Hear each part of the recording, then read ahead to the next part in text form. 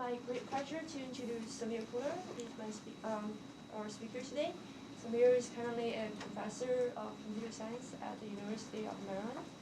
And so he was my undergrad advisor while I was studying at Maryland. And I think I got into really theoretical computer science and eventually got into grad school. And after I graduated from grad school, I eventually joined Google. So I think it's fair to say, I think if I hadn't met Samir, it's very likely I could be somewhere else right now.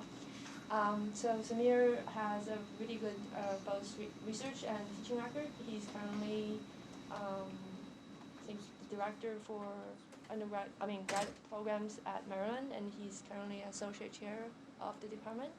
And I think recently he just won the Distinguished Teaching Award at Maryland. And so today he'll be talking about algorithms for data storage and migration. Thanks, San. So you can blame all her misfortunes in life on my misguided advice. Anyway, I'll talk about some work that we've been doing for almost 10 years now. And in fact, several of the people who worked on this problem with me are right here. Ann and I started working on this problem while she was an undergraduate in Maryland way back in 1998 when I first got interested in questions like this. And that's the algorithms of the data storage part. And then after she left, Justin, another PhD student of mine, Kim, continued to work on this project, and then Justin finished his PhD and joined Google, and is now in Connecticut. So actually at the end of the talk, I'll give you a list. This is more like a survey talk, and so at the end of the talk, I'll give you a list of all the papers and the various people who worked with me along the way on it. Okay. So this is a theoretician's view of storage systems. So if there are real systems people here who disagree with me, I'd be happy to hear from them after the talk about what constraints are not modeled in our model or our way of thinking about things. Essentially, the view was our original application was if some company like Netflix is going to have movies available online, which has just been announced very recently, but we were thinking about this 10 years ago, and they want to place all the movies on some collection of storage devices, then how should they handle high demand? For example, you may need to replicate data if some data objects are in very high demand, also for fault tolerance and so on. So there are sort of two issues. One is how do you lay the data out? That's the problem of finding the data layout. And moreover, as the demand for data items changes over time, then this layout may need to be changed dynamically. Also, our assumption is that the data is only being read by users. It's not being updated and changed all the time. So it's like video, some movies, 2-hour-long movies that have been shot, and then they are stored on your servers. Okay. So at a high level, here's the view. This is the collection of storage devices which can store data. And there's sort of two important parameters that model these storage devices. One is simply the storage capacity of the device, how many movies you can store on the device. And the second parameter is the load capacity, which is an upper bound as to how many customers or clients can be admitted into the system. So for example, if a client wants to watch a movie, and I say, okay, you want to watch movie A, for the next 2 hours, I'm guaranteeing them some bandwidth, and I'm going to continuously stream movie A to this client. And they are going to add something to the load of the system. There's some bandwidth constraint on this device. So not too many clients can be admitted who can watch, say, movies A and C from this device. Moreover, you may view these devices as logical disks. What I mean by that is that each disk here could actually be a cluster of disks, and you might stripe data across this cluster of disks. Okay? So abstractly, A and C are two data objects that are stored here, but this logical disk might be a set of disks on which data is striped and so on. So let's look at the first simply defined problem where I have a collection of movies that I want to store on these disks, and for every movie or data object, I have some expected demand, how many users might be interested in this device. Okay? So for example, there may be 20 clients interested in A, 2 clients B, 1 client in C, and so on. And now, how many copies should I create, for example, of A, and of B, and of C, and of D? And moreover, which disk should I put them on? I don't want to put too many popular objects on the same device, right? So that's the first layout question that we're going to address. And the second question is, as this demand for the data changes over time, how should we quickly reorganize our layout? Okay? So here's a very, very simple example. Here we have 2 storage devices. Each can only store 2 objects. So I can store a total of 4 objects in the system. And I have 4 objects, A, B, C, and D. Each device has a load capacity of 100 each, so can admit up to 200 customers, and let's say we have 200 customers with different amounts of demand, right? So for example, this is one potential layout. I might decide to put items A and B on the first disk, C and D, can you see from here actually? And C and D on the second disk. And notice here that 180 clients have had their demand satisfied. They can be admitted to the system. There are still 20 clients for A because the demand for A was 110 and 90 clients were admitted into the first disk. So 20 clients for A that are left out. And the reason they're left out is that this disk that has A has no more load capacity for them, right? The second device has load capacity, but it has no storage to store A. So a slightly better placement might be where you toss out B completely, move C to the first device, and simply replicate A. Now you can see that in fact this solution is slightly better. I made 2 copies of A, I handled all the demand for A, which was a 110, and I just dropped B completely on the floor. Those 10 customers don't get what they want, right? So you might say, how should I choose a layout to maximize utilization of the system, right? So that's essentially the problem that we started looking at. So here we have n disks, each disk has storage K and load capacity L. I'm going to assume that the total number of data objects that we have does not exceed our total storage capacity, which is simply n times K. Every disk can store K objects. Okay? So right now I'm actually assuming that all these logical devices are identical. So I have n identical disks. Some of the results that we have also extend to the case when these disks are not all identical. They may have different storage and load properties. So the technical result actually assumes that as your disks are getting bigger, they're also getting faster. So you might build your storage system over time where you might buy a bunch of disks today, buy a bunch of disks tomorrow.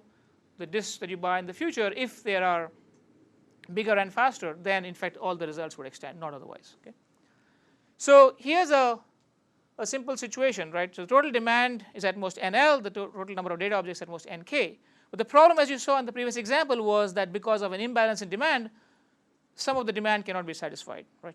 So here I might, for example, have 2 disks that can store only 1 object each, and I have 2 objects A and B, but the demand is very skewed. The demand for A is 150, the demand for B is only 50. So what happens is that once you put A on the first disk, that disk is completely full. It has, say, 100 customers for A interested there, and now you have 50 customers who want A and 50 customers who want B. And since your disk can only store 1 data object, no matter what you choose, A or B, you're going to leave 50 customers out in the cold. So out of total 200 customers, you would only satisfy 150 customers, right? So as you can see here, I only satisfy 75% of the demand, right? Okay. So this was just a discussion about the previous example where 100 customers for A were assigned to disk 1, and you can put either A or B on the second disk. It doesn't really affect the quality of the solution, right?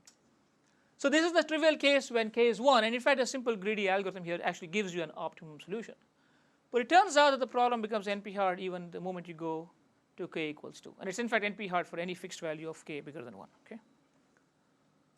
So the main results that we were able to show were the following. So there was an algorithm that I'm going to describe to you called the sliding window algorithm, and this was proposed by Shakhnai and Tamir. In their original paper, the running time of the algorithm was somewhat high. It was the product of the number of disks and the number of movies, and we improved that essentially to n log n. So notice here that n is the number of disks and m is the number of movies. Okay. But the more interesting result I think that we were able to show was a tight upper and lower bound on the number of requests that can be always served for any instance at all. So I'm not making any assumptions on how the demand comes up. It could be any arbitrary demand. We're going to show that this algorithm is going to always satisfy at least a certain number of clients, and the number of clients we are always going to satisfy some function of K, and this function of K actually very rapidly approaches 1. Okay. So as K becomes larger and larger, the number of movies that you can store on a single disk, this function is very rapidly going to 1. Okay. And it doesn't depend on the load capacity at all. We also showed that this problem, which was NP-hard, also has a polynomial approximation scheme, but that algorithm is not practical at all. So it's like a very theoretical result. It's not clear that that algorithm would ever be fast enough to be deployed in practice. But the sliding window algorithm is extremely simple and so on, and that our focus was in trying to explain the good behavior of the algorithm. Okay. So here is a description of the sliding window algorithm.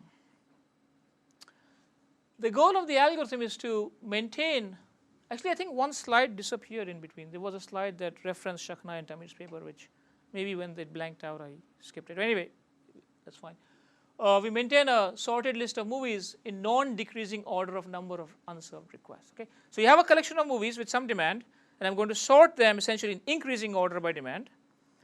And then we're going to decide what set of items or movies to put on every disk one at a time. So I'm going to consider this one at a time, and we're going to figure out which set of items to put on this disk. I'm going to explain this algorithm by an example very shortly. So if this description doesn't make sense, it's fine. Okay?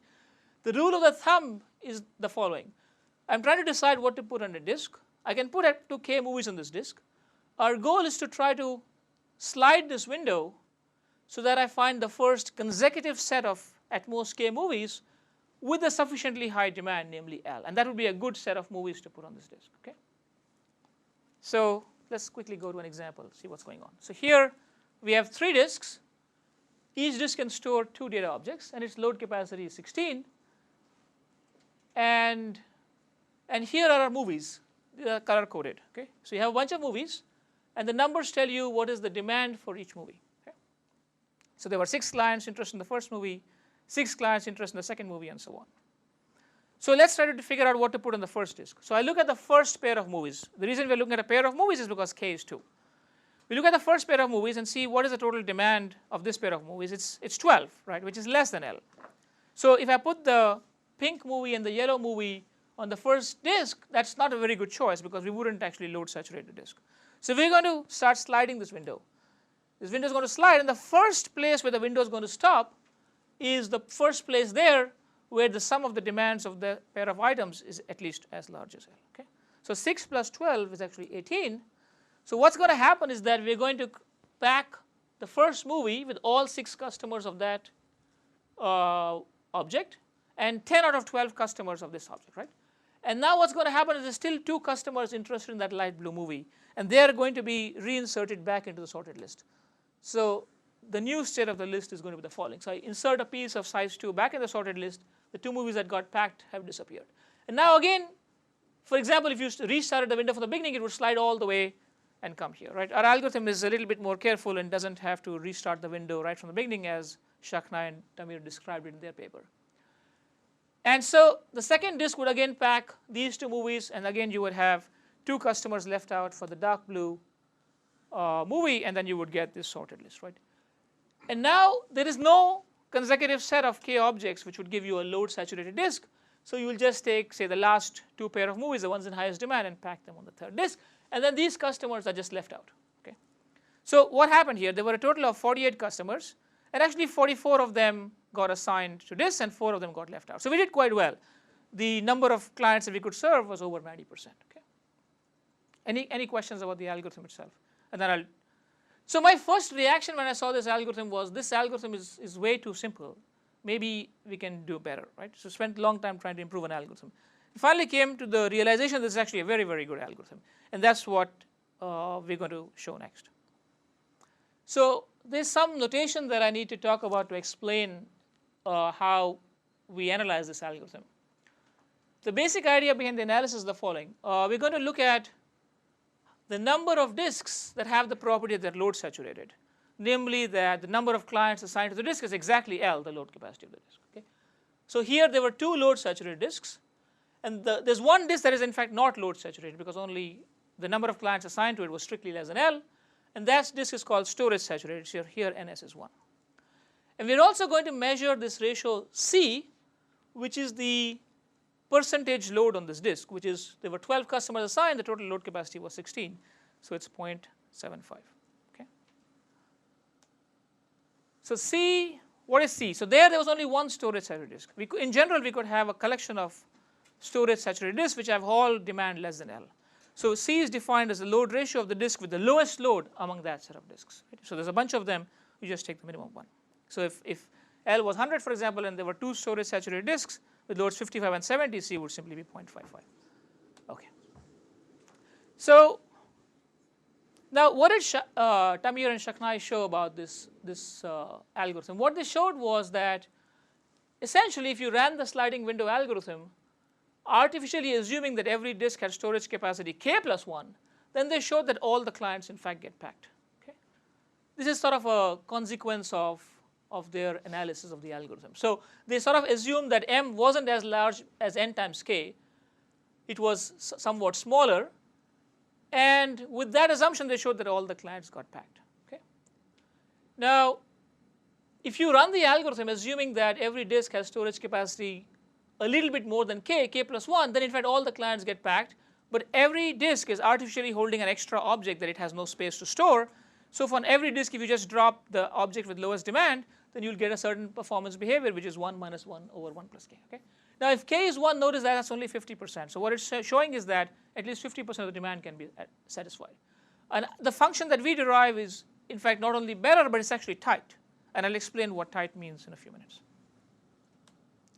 So coming back to the analysis, there's going to be, let's see what time do we have, a few minutes of analysis. The idea behind the analysis at the high level is fairly straightforward. So as I mentioned earlier, we had a collection of disks that were load saturated, where the actual load was exactly L. That in fact in that example was 2. We had a bunch of storage saturated disks where the load was less than L. In that example it was only 1. And C was the smallest fraction of a disk's actual load, right? Now we're trying to show that somehow the algorithm did well. So to analyze how well the algorithm did, there were some number of requests that got dropped on the floor. That's the number of unserved requests U. In that example that happened to be 4. And then there were some number of requests that got served S. That happened to be 44, right? But we're trying to prove some properties about these two numbers. So these two lemmas tell you, as a function of these parameters that are defined, how many unserved requests are there, an upper bound on them, and a lower bound on the number of served requests. Okay? Now, where did this bound come from? Let's actually look at lemma 2, because lemma 2 is actually trivial. What is the bound of the number of served requests? It's by definition, right? I've served a lot of requests. If there were NL load saturated disks, they have served L clients each. If I had NS storage saturated disks, each of them has served at least C times L demand. So that's completely trivial. And the number of unserved requests, in the same way I can simply bound as to what got left out. So there's nothing really happening here. The more interesting bound is actually in lemma 1.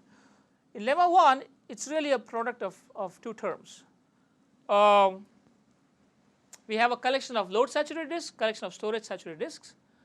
What we're going to prove is that the number of movies that got left out in the end that were not served is at most NL. Okay? So remember that in that example, there were 2 load saturated disks and exactly 2 movies got left out. That was not a coincidence. NL is an upper bound on the number of movies that got left out.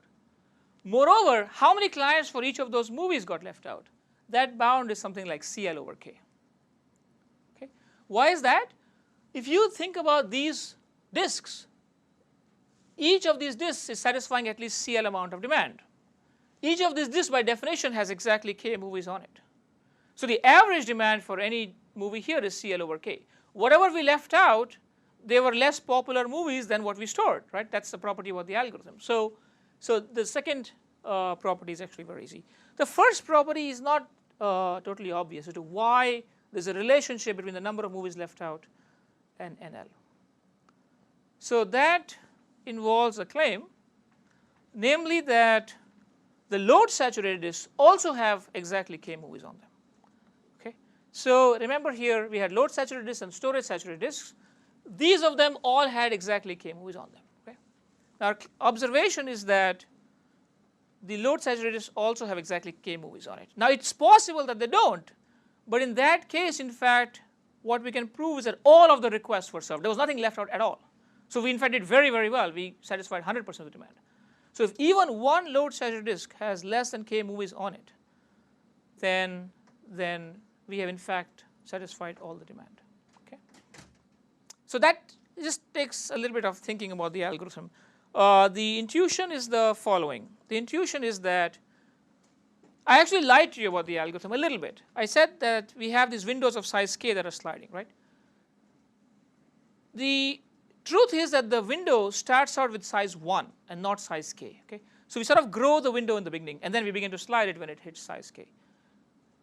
For example, it could be that you just look at the first movie and that has popularity more than L, right? It's possible. There's very, very high demand for the first movie. So you would only store one thing on that disk, but only L of the customers could be assigned to that disk, and you would break off a little piece, right? But in fact, if it ever happens that a set of k-1 or fewer movies has demand at least L, and that happens because we were right at the beginning of the list, and all the other sets that we're going to look at of size k-1 are also going to have demand at least L. When I break off one little piece and put it back in the list, that one piece with the next k-1 movies will again create a load saturated disk. And you keep going and you can show that all your end disks are load saturated. So in fact, all the demand got satisfied. Okay? So that takes a little bit of thought. So if that didn't make sense, that's perfectly fine. So what's happening is that in fact all our disks are storing k movies, right? But you say, how is that possible? We started out with n times k movies. All the disks have stored k movies each, and there are n disks, so everything got stored. No, the problem was that we were breaking off a piece every time we had a load saturated disk. And every time we broke off a piece, we created this new object. And the number of new objects we created was at most NL. Okay? So those were the ones that got left out. So here's the more formal argument, but anyway, I already kind of described that. Okay. Any questions so far? This is a good time to. Sure. So you're ordering the items by increasing order of the demand. Right. And so in fact, a couple of times when I gave this talk a few years ago, people said, that's completely the wrong thing to do. Why are you ordering them in increasing order of demand? Why don't you start your window at the right end with the popular movies? The problem that happens then is that when you start sliding the window from the right, you're sort of packing all the very popular movies initially. But now towards the end, you're left with a whole bunch of very unpopular objects. And then you can only group k of them at a time, even though they have very low load, right? What you ideally want to do in this case is to pack the unpopular objects along with the popular objects, and that algorithm would not do that if you started with the very popular movies. And this algorithm does that very nicely. If you had some very unpopular objects and some very popular objects, the sliding window will slide and skip over all the unpopular objects in the beginning until it first finds, say, a collection of k-1 unpopular objects and one popular object, and then makes that as the right choice intuitively. Okay. So now the rest is all elementary calculus. It turns out that this function of k that I didn't describe to you is a bit strange. That's the function of k. It's 1 minus 1 over 1 plus square root k squared. I have no intuition to tell you why we get this function. It's just this analysis that we plugged in based on these bounds that we got, and then we optimized the function. We were able to show that that ratio is at least that bound, right? So it's a very, very strange bound. But notice that when you plug in k equals 1, this bound is actually 3/4. Surprise, surprise. When k was 1, what I showed you earlier, there is an example where I can only satisfy 3/4 of the demand no matter what I do. The optimum solution can only satisfy 3/4 of the demand, right?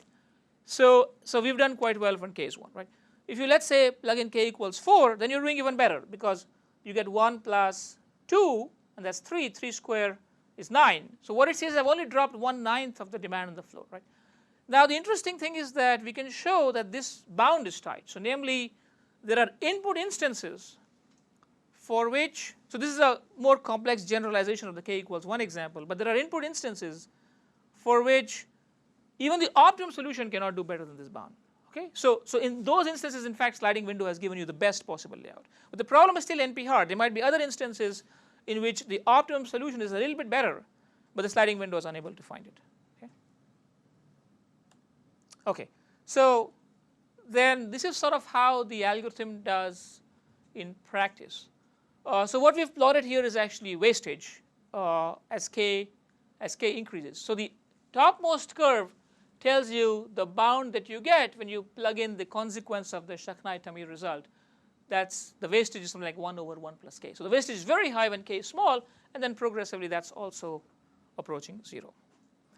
And the interesting thing is the analysis I actually showed you, it gives a very trivial proof of their main result, which is a very complicated proof by induction. But if you use this style of analysis, the proof of their result just pops out. That if you started off with the number of movies not being as high as n times k, but as high as n times k minus n, then everything gets packed. That just comes out as a very simple lemma.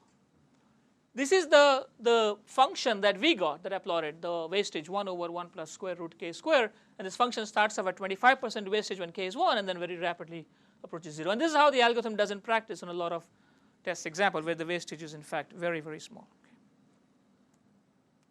So the next question is, as the demand is changing over time, then how do we reorganize this layout to find a new layout, right? Because I might think that movie A's, B, and C are very popular. I make lots of copies of them. But then when I start running system, I say, well, users want something else. So something's wrong with our layout. So we want to convert our existing layout to a new layout. So this leads to the problem that we call the data migration problem. So you have some current layout that you thought was very good, and you maybe ran the sliding window algorithm, came up with it. And then you run the sliding window algorithm again with a new demand pattern, and you find a new data layout, which looks like that. So our goal is to somehow now convert this one layout to the other layout. Okay. So let me say a few words about our assumptions here. So our assumption is that these devices are sitting around some network on which they can communicate. And so any device can transfer an object to another device by using this communication network. All the data objects have the same size, so it takes the same amount of time to transfer A to B as C to D and so on, right? And you can basically pick any matching, for example, here, and say do this set of transfers, right? So this is a model referred to as the half duplex model in the literature, where in a round you perform some set of migrations in parallel, which are all happening at the same time. And at the end of this round, you decide what you're going to transfer in the next round and so on. And in fact, our algorithms also extend to the case where this communication network doesn't have enough bandwidth to support all possible transfers. If you had 1,000 disks, you might say I might pick a matching of size 500 and say do this set of 500 transfers. But maybe the network doesn't have enough bandwidth. So you can say you can pick any matching of size 50 and we can do those transfers. And all the results basically extend to that model as well, where you put an upper bound as to the number of transfers that can happen in a single round. And then more recently, we were able to extend some of these results to the full duplex model, where every device can send and receive an object at the same time. Okay? So that's the full duplex model. It sends and receives. Not necessarily from the same disk.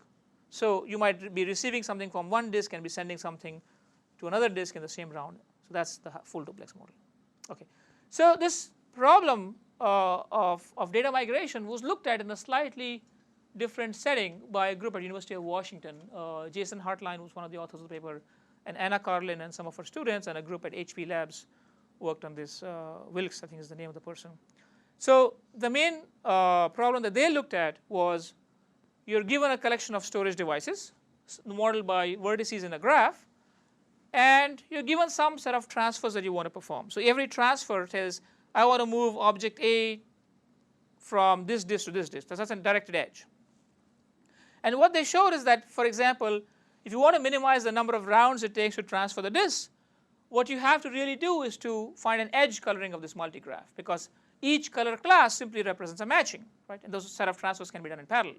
And finding an edge coloring with the smallest number of colors corresponds exactly to simply minimizing the number of rounds. The more complex constraint that they dealt with is an issue of space constraints, where the main problem is that if this disk maybe has to send out 3 objects and has to receive some objects, if all the objects it has to receive arrive before it sends out any objects, maybe it doesn't have any space to store them. So what they showed was that you can still get good approximation guarantees to this NP-hard problem as long as you make the assumption that every disk has 1 unit of extra storage capacity. So I might first receive an item, I should have some place to put it, but before I receive any other item, I should at least send one thing out. Okay? So you're sort of trying to intuitively alternate the transfers in and out. Okay? So this was working with a fixed transfer graph, right? So in our work, the original layout may in fact have multiple copies of some data items, right? So you get into a slightly more complex issue of which transfer graph should you choose, because if there were 3 copies of A and some disk wants A, you have a choice now, right? So in their model, they sort of fix where this object A is going to come from. Right? And the other point I want to make is this issue of cloning, namely that once you make a copy of an object by moving it to some other disk, that disk can now serve and help you move the object to some other copy, right? Which is sort of not allowed in their model really. So here's sort of a more concrete example. So I have an initial layout shown above, and I want to convert to this new layout. So here, disk 3 wants item 1, disk 4 wants item 2, the 2 red items that it doesn't have, right?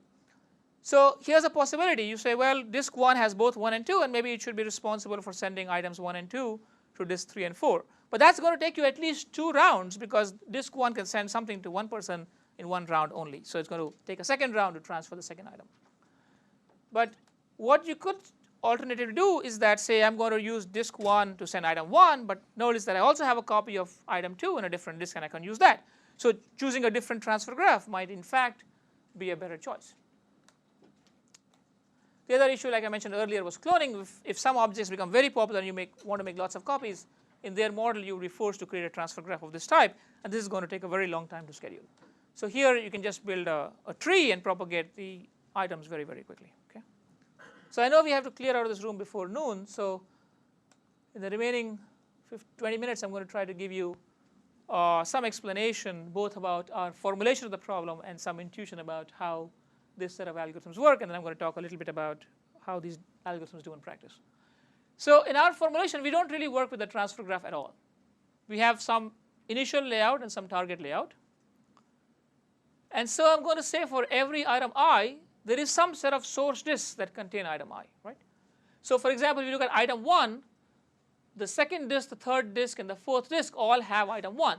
So that's the source set for item 1, disks 2, 3, and 4. And then there's some disk that needs item 1 but doesn't have it yet, and that's disk 5. It needs item 1.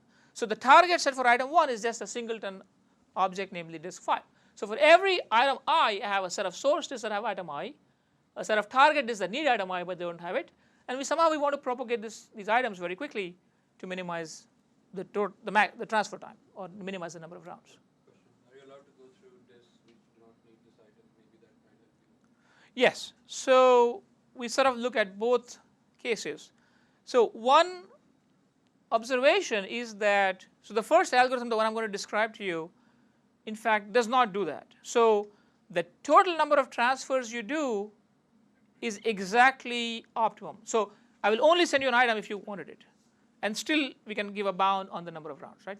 And it turns out that if you're allowed to use these intermediate helper disks where I want to send you an item but you're busy right now, I'll send the item to somebody else because in a future round I'm busy, and then they will send it to you. So then you can improve the bounds on the algorithms. But then the total number of transfers done goes up, right? Are you allowed to relabel disks? Yes, that's a very good question. So in the paper where we looked at the experimental behavior of these problems, we actually defined a new problem called the correspondence problem, and which exactly addresses that issue that a relabeling of the disks might be a very good thing to do, and it turns out that that actually has a lot of benefits. Okay. But here, right now, what I'm describing to you, no, but we did look at that issue as well, where the relabeling is out. Okay. Other questions? So I heard this interesting joke one time. I have no idea whether it's true or not. Okay. Nobel laureate used to go around to places giving talks, and his chauffeur said to him one day, "I've heard your talk so many times, I think I can give it now." So Nobel laureate told him, next week I'm going to a place, I don't have a web page, I don't know what I look like, you can give the talk. So the chauffeur said, "Fine, I'll give the talk for you." So the chauffeur showed up and gave the talk. Then somebody asked a question. So he stood up. He was a bit puzzled, he didn't know how to answer the question.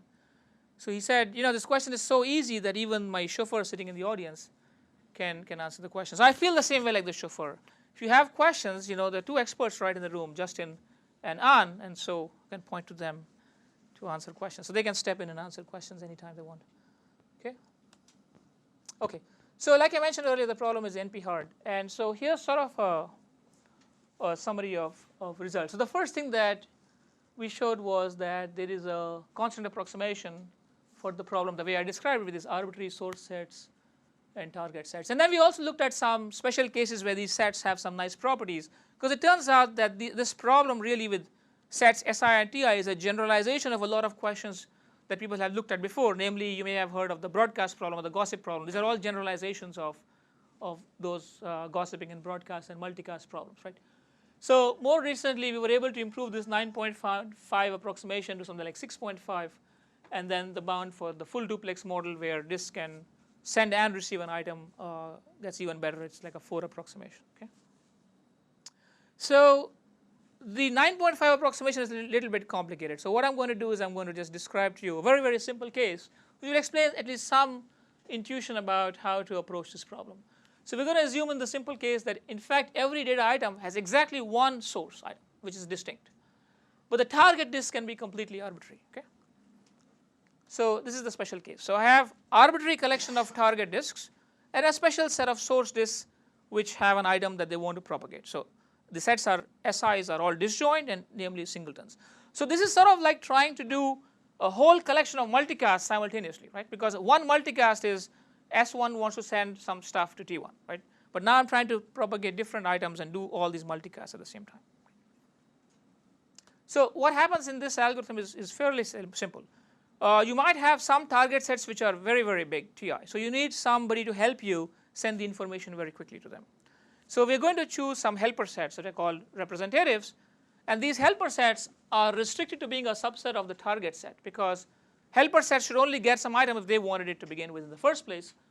And namely, the helper sets should be disjoint from each other because each one is involved in helping some item. And they should be sort of big enough. So the high level algorithm is very simple. I'm going to send the data from the source disks to these helper sets, and then these helper sets are going to help me propagate the item to the target sets. So here's sort of an example of what the algorithm is going to do. So we're going to choose helper sets carefully. The size of each helper set is something like the ratio of the size of the target set and beta. And what is this parameter beta? Beta is simply the maximum number of items a disk needs. Okay? Notice that beta is a lower bound on the optimum solution. Namely, if there's some disk, for example, say this disk, you can say how many target sets does it belong to? Maybe it belongs to 2 or 3 target sets.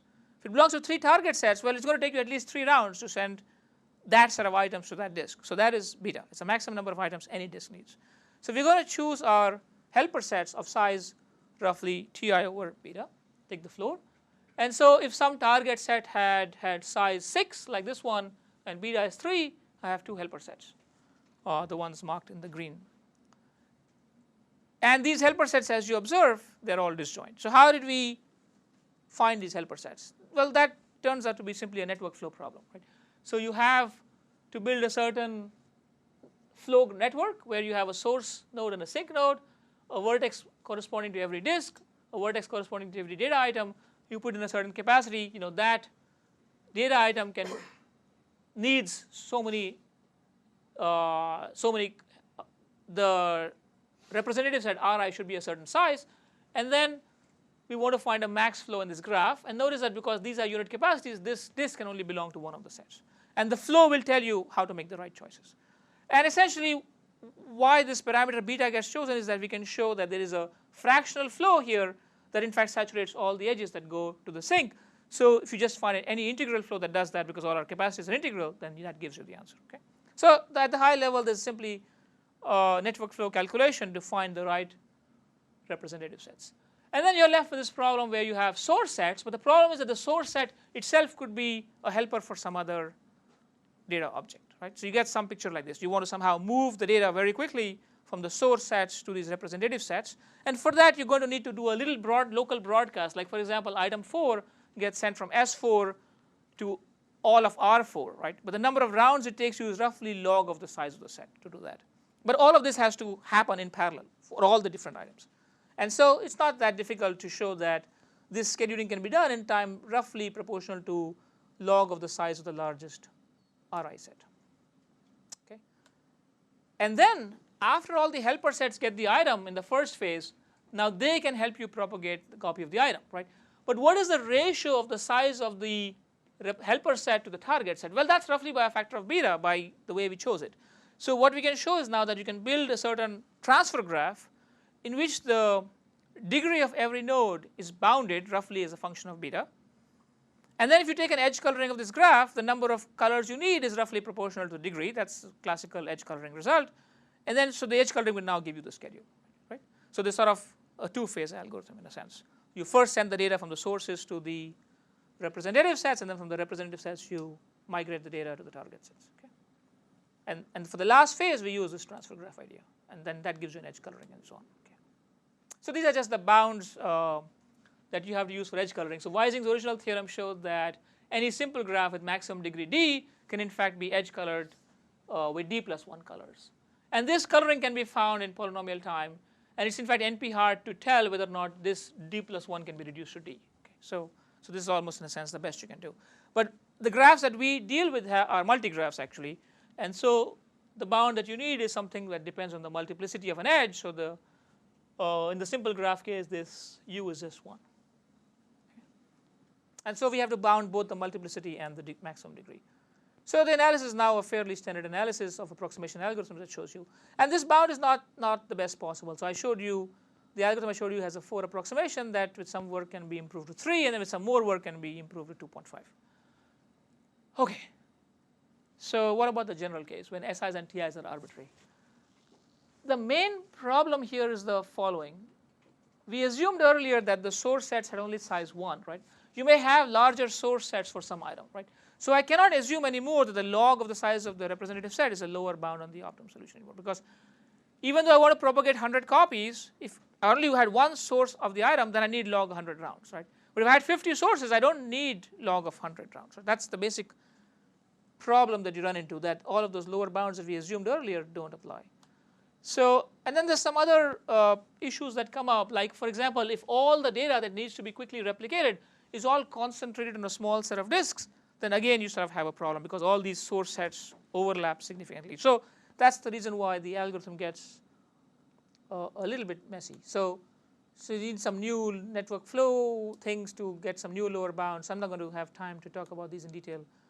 But essentially this algorithm ends up with this complicated 9.5 approximation. We also compared the algorithm to some heuristics.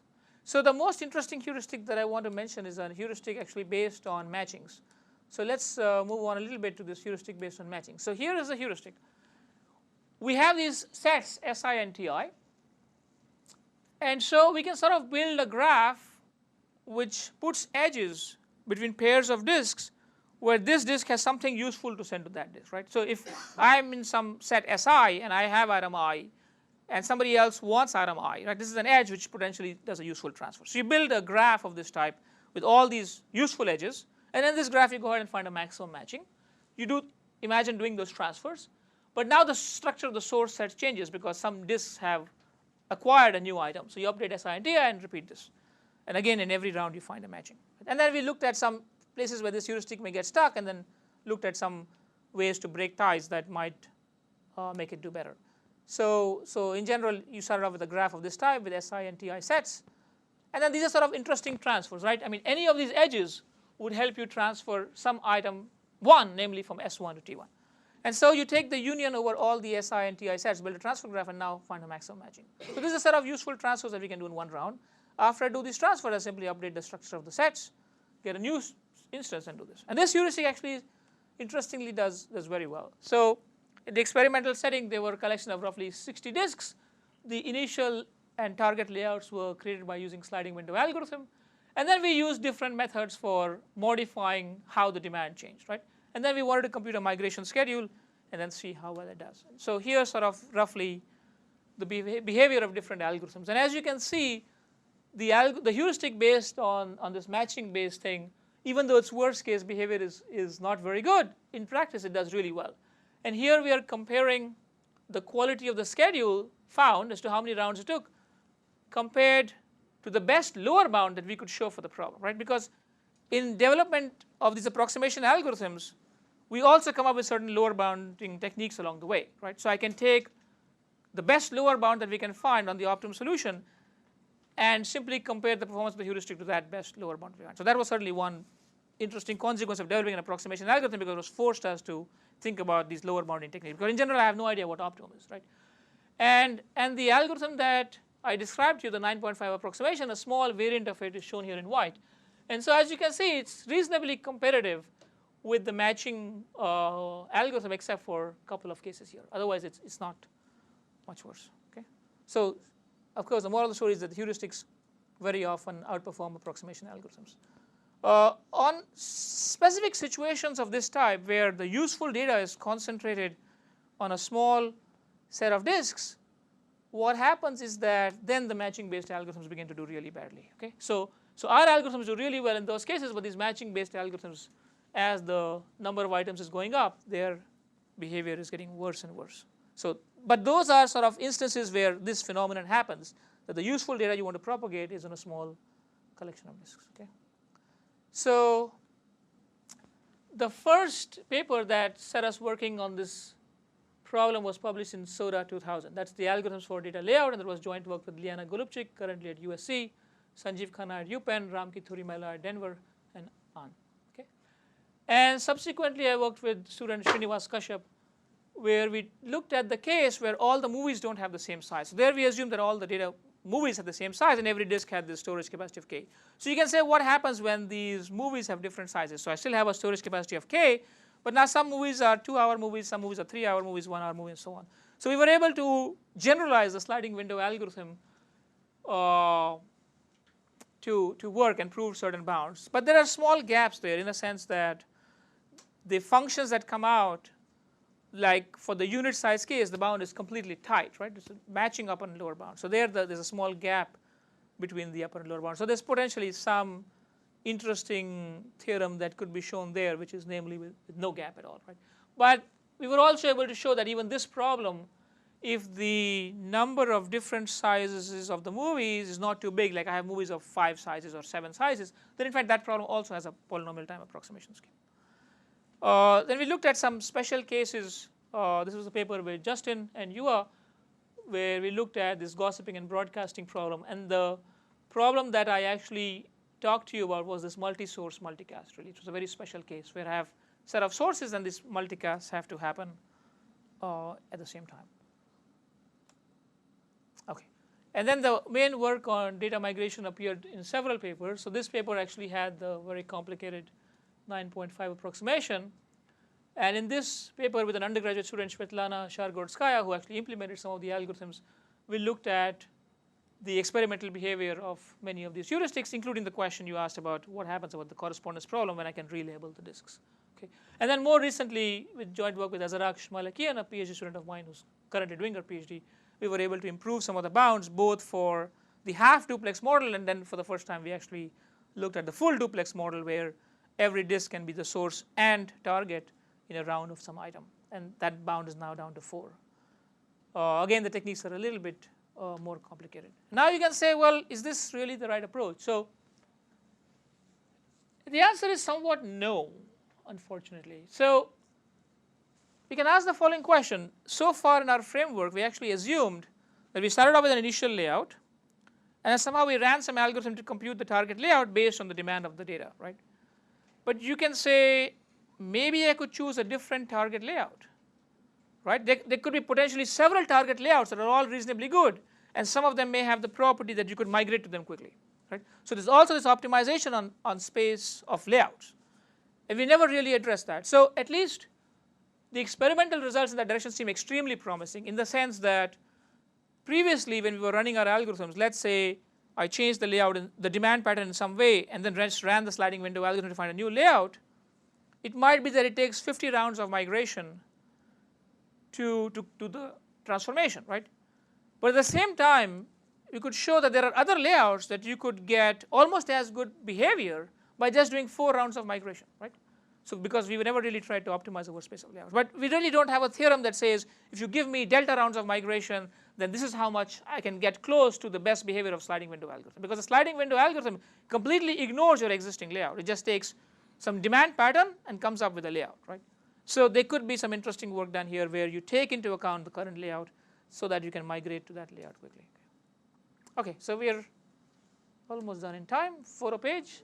This is Yua Kim, currently at Connecticut, Justin at Google, Azarak still doing her PhD at Maryland. This is Khanna Thurimella, who worked on actually implementing the data layout algorithm at Denver. Liana, I've been collaborating with for almost a decade, at Google, and Sanjeev Khanna at Penn, who worked with us on the approximation scheme. Okay. So one last photo and questions. If the demand pattern doesn't change too much, like maybe 2 or 3 new movies come along that Yes. are popular, Yes. so that then can you prove that the layout is not too different? Yes, that was one of the things that we looked in the LNX paper. Basically what happens is that there's sort of 2 aspects actually. The first aspect is the layout, namely deciding for each movie how many copies to make and which discs to put them on. And the second aspect is when the customers arrive, which copy should I assign them to, right? So that assignment problem, the second phase, is actually just a network flow or a matching computation. In fact, I didn't say this, but the sliding window algorithm, without even running the matching of flows, actually comes up with a assignment automatically that is optimal for that layout. It wasn't obvious at all, and it takes a little bit of work to prove that. That in fact the sliding window algorithm, as it is deciding which movies to put on which disk, is also at the same time assigning the clients to the disks. But it actually turns out you can ask the question, once I have this layout, maybe I can use the network flow phase to reassign clients to come up with a better assignment. Right? But it turns out the sliding window layout and assignment is optimal. Okay?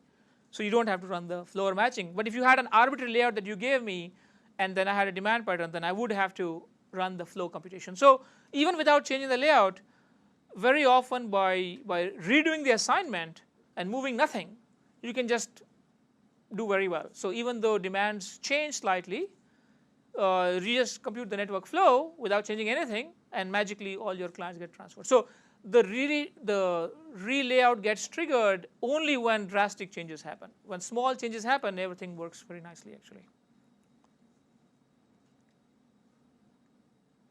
I understand that this algorithm is, very simple to implement and it's almost optimal. But has anyone looked at LP rounding or linear programming based techniques for this? You mean the data migration? No, the first problem.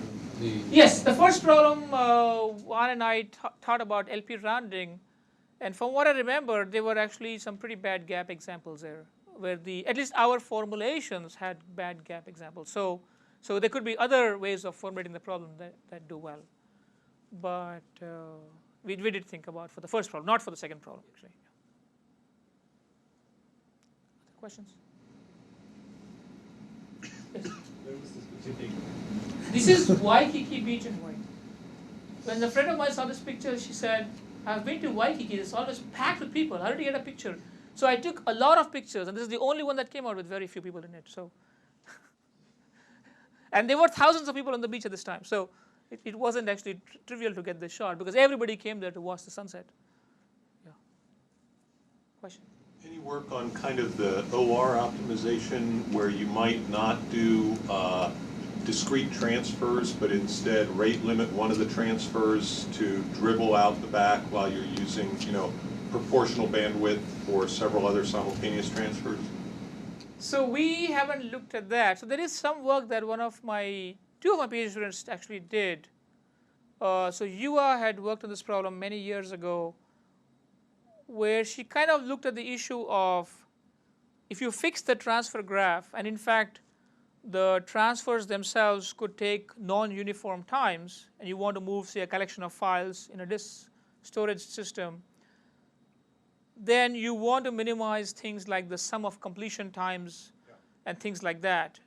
So in our model, we're simply focusing on number of rounds. Maybe a lot of the transfers happen right at the end, which may be less desirable. So she actually looked at the problem where you want to minimize the sum of the completion times, either of the transfers or of the nodes themselves. So a node's completion time is when the last transfer it is involved in arrives.